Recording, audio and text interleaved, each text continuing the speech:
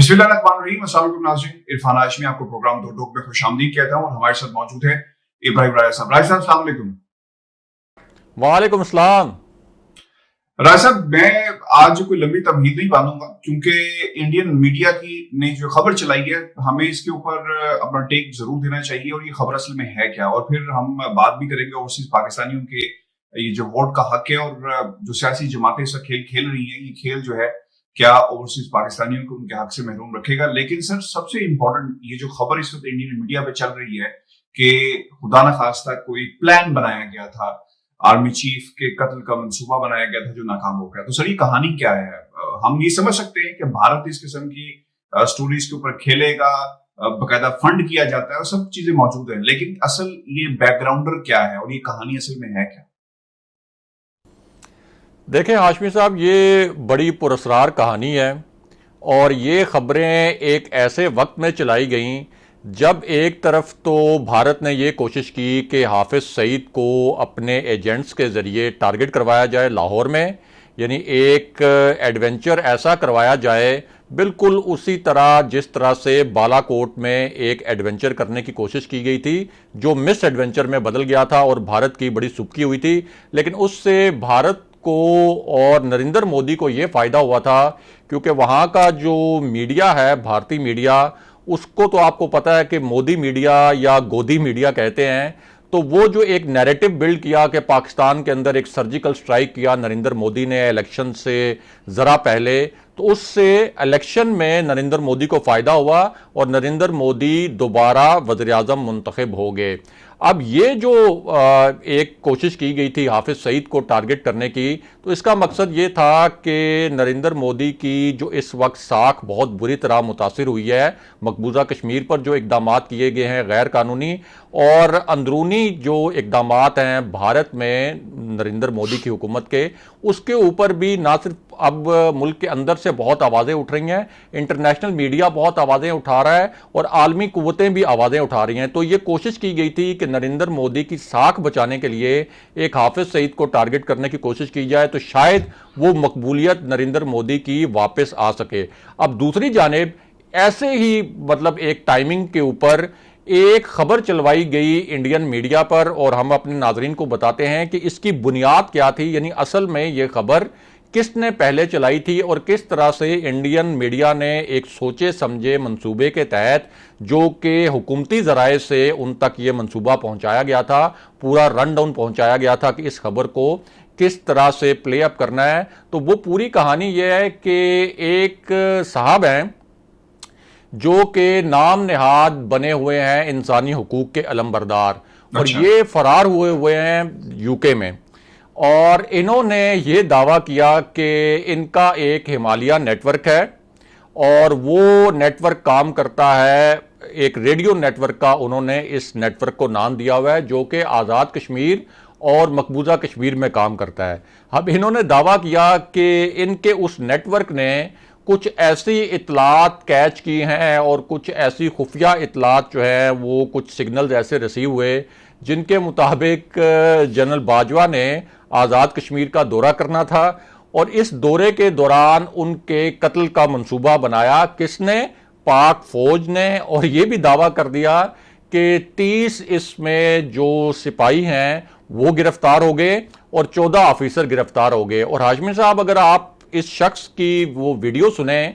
और हमारे व्यूअर सुने तो आपको पता चलेगा कि इस शख्स को पाक फौज के जो रैंक्स के लिए जो टर्मिनोलॉजीज इस्तेमाल होती हैं, जो इस्तिलाहात इस्तेमाल होती हैं और मुख्तलिफ जो पाक फौज के शोबे हैं उनके लिए जो इस्तिलाहात इस्तेमाल होती हैं, ये उनसे भी नावाकिफ है। दूसरी बात आपको ये बताऊं कि ये जो शख्स है ये इंडियन मीडिया के लिए बैरून मुल्क से रिपोर्टिंग भी करता है और इंडियन सरकारी मीडिया के लिए रिपोर्टिंग करता है और इसके जो फॉलोअर्स हैं और इसके जो सब्सक्राइबर्स हैं वो जो कमेंट करते हैं इसके वीडियोस के ऊपर, तो नीचे आप देखें उनमें 90% वो लोग हैं जो कि डमी अकाउंट्स बने हुए हैं जिन पर भारतीय फौज की वर्दियां जो है उनके अकाउंट्स में जितने भी लोग हैं जो डमी अकाउंट्स हैं उन्होंने पहनी होती हैं और पूरी टाइमलाइन जो है वो रा फंडेड एजेंडे से भरी पड़ी है। तो एक ऐसा शख्स जिसकी कोई क्रेडिबिलिटी नहीं है, कोई साख नहीं है, ना लोकल लेवल पर ना इंटरनेशनल लेवल पर,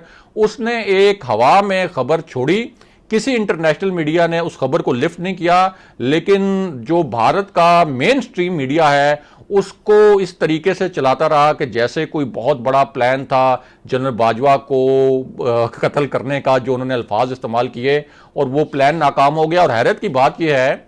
कि भारतीय मीडिया, जो मेन स्ट्रीम मीडिया है, उसने यहां तक भी वेरिफिकेशन का तरद्दुद नहीं किया कि कम से कम इस शख्स से यह पूछ लेते या अपने किसी रिपोर्टर से, अपने किसी एडिटर से वेरीफाई करवा लेते कि पाक फौज के जो मुख्तलिफ विंग्स हैं जिनका इस पूरी वीडियो में और इस खबर में नाम लिया गया, उनकी असल इस्तिलाहात क्या है, उनको कहा क्या जाता है। तो एक ये पूरे प्लान के साथ ये एक डिसइंफॉर्मेशन फैलाने की कोशिश की गई ताकि पाकिस्तान के अंदर भी एक जो है वो क्यास हो और लोग जो है इसके ऊपर बड़ी क्या सराहियां भी जाहिर करें। दूसरी जानिब जिस तरह से भारत ने कोशिश की कि पाकिस्तान के अंदर एक दहशतगर्दी की नई वेव लाई जाए, ख़ास तौर पर हाफिज सईद को टारगेट करके एक पेचीदा मामला बना दिया जाए कि कोई तंजीम इसको क्लेम भी नहीं कर रही, तो फिर हाफिज सईद को किसने टारगेट किया है, और यह भी कोशिश की कि इसका इल्ज़ाम भी पाकिस्तान के इदारों पर भी लगवा दिया जाए। तो ये एक सोची समझी प्लानिंग थी। बहुत डिसिप्लिन हमारी आर्मी है, तो सवाल ही नहीं पैदा होता कि इस तरह का कोई केस हो कि जिसके अंदर इतनी बड़ी कोई साजिश हो और उसमें 14 ऑफिसर गिरफ्तार और फिर 30 जो हैं फौजी गिरफ्तार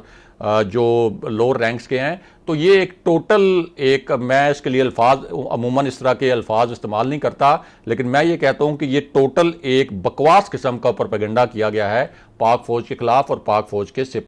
राज साहब, ये तो खैर प्रोपेगेंडा हमेशा से इंडियन मीडिया की कोशिश रही है और वो करते भी रहे हैं, यही उनका वतीरा है। बल्कि उन्होंने तो बहुत सारे ऐसे वेबसाइट्स भी हैं और दुनिया के सामने ये चीजें बहुत दफा सामने आई कि वो क्या कर रहा है। लेकिन सर, हमारे अपने सियासतदान जो है वो भी कुछ अच्छा रवैया नहीं है उनका ओवरसीज पाकिस्तानियों के हवाले से। और आपने शहबाज शरीफ साहब की के जो पॉइंट्स भी सुने होंगे, जिस तरह वो कहते हैं कि जनाब ओवरसीज पाकिस्तानी अगर वोट डालना चाहते हैं तो वो पाकिस्तान आकर डालें। और फिर एहसन इकबाल के जरिए उन्होंने अपने तहफ्फुज़ात का इजहार भी कर दिया कि कोई वायरस डाल दिया जाएगा, कोई सिस्टम हाईजैक हो सकता है, वगैरह वगैरह। आप क्या समझते हैं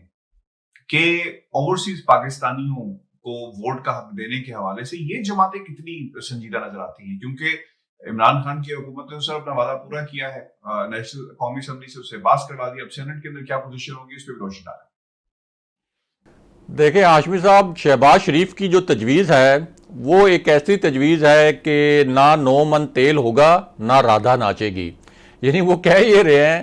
कि कौमी असम्बली की 5 नशस्तें हम मुख्तस कर दें जो ओवरसीज़ पाकिस्तानी हैं, यानी जो बैरून मुल्क रहते हैं, और सेनेट की 2 नशस्तें उनके लिए मुख्तस कर दें। और जब इलेक्शन हो तो जो बैरून मुल्क पाकिस्तानी रहते हैं वो पाकिस्तान आए वोट कास्ट करने के लिए, यानी 1.5 लाख रुपए के टिकट लेके, अगर कोई अमेरिका में रहता है 1.25 लाख रुपए का टिकट बरतानिया जहां आप रहते हैं वहां से लेकर आएँ। और दूसरी जानिब जो एक बहुत बड़ी हकीकत है कि पाकिस्तान की जो मईशत इस वक्त चल रही है वो चल ही इस बुनियाद में मुल्क पाकिस्तानी जो ज़र मुबादला भेजते हैं उसकी वजह से चल रही है। अगर वो ज़र मुबादला ना आए पाकिस्तान में, इवन इंडिया में अगर ना आए, तो दोनों मुल्कों की जो इकॉनमी है वो मुकम्मल तौर पर कोलैप्स हो जाए। तो ऐसा एक पाकिस्तान का तबका जिसकी वजह से पाकिस्तान की पूरी इकॉनमी चल रही है, उसको वोट देने का जो एक हक है वो मिलना चाहिए और उसके लिए कोशिश की जा रही है। लेकिन इस वक्त नून लीग की कोशिश ये है, और पीपल्स पार्टी की भी और दीगर जमातों की, क्योंकि असल इशू ये है कि तहरीक इंसाफ की ओवरसीज़ पाकिस्तानीज़ में बहुत मकबूलियत है, और अगर उनको इंटरनेट के ज़रिए वोटिंग का अख्तियार मिल जाता है तो फिर जाहिर है कि तहरीक इंसाफ के वोट बढ़ेंगे। अब अगर ये मुस्लिम लीग नून के भी वोटर्स अगर ओवरसीज़ में ज़्यादा होते या पीपल्स पार्टी में भी के वोटर्स भी ज़्यादा होते, तो तब भी असूली बात यह थी कि इन ओवरसीज़ पाकिस्तानीज़ को वोटिंग का हक मिलना चाहिए था, इससे कतई नज़र कि वो किसको वोट करते हैं। लेकिन इस वक्त जो अपोजिशन ने मसला बनाया हुआ है, उनको ये लगता है कि अगर इनको इंटरनेट के ज़रिए वोटिंग का अख्तियार मिल गया और जो इस्लाहात लाई जा रही हैं, तो उससे तो फिर अपोजिशन को ज़्यादा नुकसान होगा और तहरीक इंसाफ को फ़ायदा होगा। अगर यही वोटर्स मुस्लिम लीग नून के ज़्यादा होते और पीपल्स पार्टी के ज़्यादा होते तो फिर अपोजिशन की जानिब से इस किस्म के एतराज़ात और तहफ़्फ़ुज़ात ना आते। और ये बात तो बहुत ही अजीब है कि वोटर्स जो हैं वो यहाँ आके अपना वोट कास्ट करें। पूरी दुनिया में हम जानते हैं कि इंटरनेट वोटिंग का भी एक तरीक़ाकार मौजूद है, पोस्टल बैलेट का भी एक तरीक़ाकार मौजूद है, लेकिन अब अपोजिशन लीडर हैं और फिर उन्होंने ये भी कहा है कि ये जो 2 नशिस्तें हम सेनेट में मुख्तस करें ओवरसीज़ पाकिस्तानीज़ के लिए और 5 नशिस्तें कौमी असम्बली के, इसके भी जो शराइत हैं, इसकी जो टर्म्स एंड कंडीशंस हैं, जो TORs हैं, वो पार्लियामेंट में मिलकर तय करें। और आप जानते हैं कि जब TORs तय करने का मामला आता है तो पाकिस्तान जैसे मुल्क में जहां अपोजिशन और हुकूमत कभी भी कानून साजी के मामले पर एक पेज पर नहीं होते, चाहे वो कोई भी मामला हो, तो इसका मतलब यह है कि ये TOR तय होते होते इलेक्शन निकल जाए और कम से कम 2023 के इलेक्शन में बैरून मुल्क पाकिस्तानी जो हैं उनको वोट का हक ना मिले और तहरीक इंसाफ को जो एज मिल सकता है, जो एडवांटेज मिल सकता है, वो एडवांटेज ना मिल सके। और मेरे जैसे जो सहाफ़ी हैं, आप जैसे जो जमहूरियत पसंद सहाफ़ी हैं और दीगर हल्के भी, वो कहते हैं इस बात से कतई नज़र आज अगर पीपल्स पार्टी के भी वोटर ओवरसीज में ज़्यादा होते, मुस्लिम लीग नून के भी होते, तब भी हक तो जाहिर है उनका बनता है और उनको हक मिलना चाहिए था। हम उनको एक्नॉलेज भी कर रहे हैं, शहबाज शरीफ भी एक्नॉलेज कर रहे हैं, अपना जो स्टेटमेंट जारी किया है कि ये जो 8 मिलियन से ज़्यादा ओवरसीज हैं इनकी वजह से मुल्क चल रहा है और मुल्क की मैशत चल रही है, लेकिन उनको वोट का हक देने के लिए तैयार नहीं है। और दिस इज़ वेरी अनफॉर्चुनेट कि ये मामला भी सियासत की नज़र हो रहा है। लेकिन राय साहब, इसमें सबसे इंपॉर्टेंट बात शायद और तलब जो है वो ये है कि अगर आपने ये जिस तरह शहबाज शरीफ साहब कह रहे हैं कि 5 सीटें मखसूस कर दें और 2 सेनेट में कर दें, सर आपको पता है क्या होगा फिर यहाँ पे बड़ी मजेदार चीज होगी। हर वो बंदा जो पाकिस्तान से भागा हुआ है और यहाँ पर सियासी जमातों की पुश्तपनाही करता है, उन्हें लुक आफ्टर करता है, सर वो तो फिर सीधा असेंबली में पहुंच जाएंगे। ऐसे किरदार फिर तो हमें ये भी सोचना पड़ेगा क्या इस हार्डर अगर ओवरसीज डिक्लेयर हो जाते हैं और उन्हें उनका जो असाइलम का मामला जो है वो किसी नतीजे पे पहुंच जाता है तो फिर उनका क्या स्टेटस होगा, ये भी बड़ा इंपॉर्टेंट है। और फिर आपको ये भी याद रखना है कि हसन नवाज, हुसैन नवाज और शहबाज शरीफ की फैमिली और फिर नवाज शरीफ की फैमिली, जिनकी अब जो टाइज, इमोशनल टाइज जो है वो बरतानिया में है क्योंकि उनके बच्चों के बच्चे यहाँ पर है, तो ये भी सर फिर ओवरसीज पाकिस्तानी हुए। तो इसका मतलब ये हुआ या तो खानदान के वफादार या खानदान के अपने लोग जो हैं, चाहे वो किसी भी जमात से हों, क्योंकि नवाज शरीफ फैमिली के ज्यादा रिलेटिव्स यहाँ पर हैं, तो सर बरतानिया से तो फिर सीटें इनको मिलेगी। इसी तरह अमेरिका में भी हालात यही है, बाकी दीगर ममालिक में भी यही है। वो लोग जो यूएई में बैठे हुए हैं, वो लोग जो सऊदी अरब में बैठे हुए हैं, तो सर ये गेम तो मेरा ख्याल है कि इन्होंने जो प्रपोजल दी है वो सोच समझ के दी है। आम पाकिस्तान जी, ये ना हो कि जो तजवीज़ दी गई है उसके तहत नासिर भट्ट भी कौमी असम्बली के या सेनेट के रुकन बन के यहाँ पे तकरीरें कर रहे हों और कोई कानून की बालादस्ती का यहाँ हमें भाषण दे रहे हों, ये भी मुमकिन है। लेकिन ये जो सीटें मुख्तस करने वाली बात है, इसमें अनफॉर्चुनेटली पाकिस्तान की तमाम सियासी जमातों का जो रिकॉर्ड है वो तकरीबन ऐसा ही रहा है कि करीबी दोस्तों को आप नवाज दें, फैमिली मेम्बर्स को नवाज दें, को जो पहले से आपके ऐसे लोग हैं जो बहुत वफादार हैं उनके बहनों भाइयों को नवाज दें। आप कह सकते हैं कि निस्बतन पीपल्स पार्टी का रिकॉर्ड जो है वो मखसूस नशिस्तों के हवाले से वो बेहतर है और उसकी शायद एक वजह यह भी है कि वो अपना एक सॉफ्ट इमेज कभी कभी बनाने की कोशिश करते हैं इंटरनेशनल लेवल पर। तो इस वजह से उन्होंने वो पार्लियामेंट में लेकर आए हैं मखसूस नशिस्तों पर, जिसके ज़रिए वो बताते हैं कि देखें हम तो थर से भी जो है वो 1-2 लोग लेके आए, एक खातून लेकर आ गए, तो उससे वो अपना एक जमहूरी चेहरा बनाने की कोशिश करते हैं। लेकिन अदरवाइज़ जो हमारी पार्टीज़ हैं, जिसमें पीपल्स पार्टी को हम कह रहे हैं कि निस्बतन उसका इस हवाले से जो करैक्टर है, एक पॉलिटिकल करैक्टर, वो बेहतर है। लेकिन ओवरऑल हमने देखा है कि जो मखसूस नशिस्तें हैं उस पर कोशिश यही की जाती है कि किसी का बहन